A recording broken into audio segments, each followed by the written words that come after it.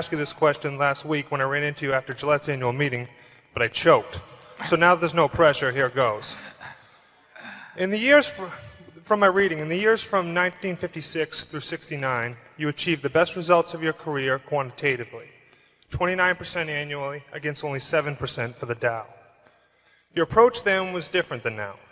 You looked for lots of undervalued stocks with less attention to competitive advantage or favorable economics and sold them rather quickly. As your capital base grew, you switched your approach to buying undervalued, excellent companies with favorable long-term economics. My question is, if you were investing a small sum today, which approach would you use?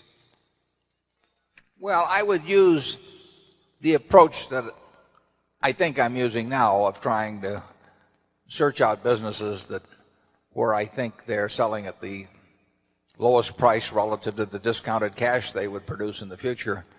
But if I were working with a small amount of money, the universe would be huge compared to the universe of possible ideas I work with now. You mentioned that 56 to 69 was the best period. Actually, my best period was before that. It was from right after I met Ben Graham in early 1951. But from the end of 1950 through the next 10 years, actually returns averaged about 50% a year. And I think they were 37 points better than the Dow per year, something like that. But that I was working with a tiny, tiny, tiny amount of money. And so I would pour through volumes of businesses, and I would find one or two that I could put $10,000 into or $15,000 into that were just ridiculous. They were ridiculously cheap. And obviously, as the money increased, the universe of possible ideas started shrinking dramatically. The times were also better for doing it in that time. But I think if you're working with a small amount of money, with exactly the same background that Charlie and I have, and same ideas, same whatever ability we have, I think you can make very significant sums. But as soon as you start getting the money up into the millions, many millions, the curve on expectable results falls off just dramatically. But that's the nature of it.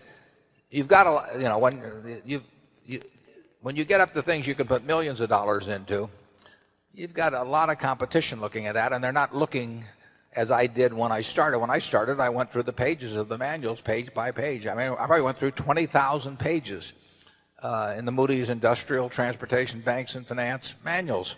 And I did it twice. And I actually, looked at every business. I didn't look very hard at some. Well, that's not a practical way to invest tens or hundreds of millions of dollars.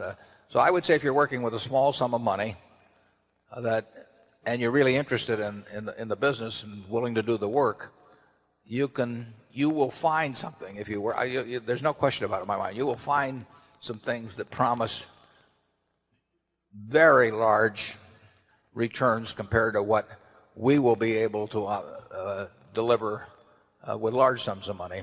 Charlie? Well, yeah, I think that's right. A brilliant man who can't get any money from other people and is working with a very small sum probably should work in very obscure stocks, searching out unusual, mispriced opportunities. But, that's such a small world.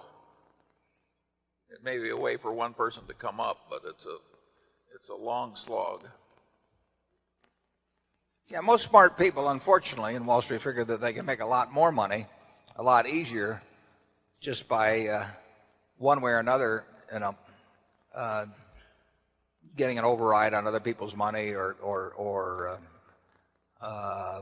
delivering services in some way that people. And the monetization of hope and greed, is a way to make a huge amount of money. And right now, it's very. Just take hedge funds. I mean, I've had calls from a couple of friends in the last month that don't know anything about investing money. They've been unsuccessful and everything else. And one of them called me the other day and said, well, "I'm forming a small hedge fund, 125 million." He was talking about it. Like the thought that since it was only 125 million, maybe we ought to put in 10 million or something of the sort. I mean, if you looked at this fellow's Schedule D on his 1040, for the last 20 years, you'd think he ought to be mowing lawns. But Yeah. but he may get his 125 million. I mean, and it's just astounding to me how willing people are during a bull market just to toss money around because they think it's easy. And of course that's what they felt about internet stocks a few years ago. They'll think about something else next year too. But the biggest money made, in Wall Street in recent years has not been made by great performance, but it's been made by great promotion, basically. Charlie, do you have anything? Well, I would state it even more strongly. I think the current scene is obscene. I think there's too much mania. There's too much chasing after easy money. There's too much misleading sales material about investments. There's too much on the television emphasizing speculation in stocks.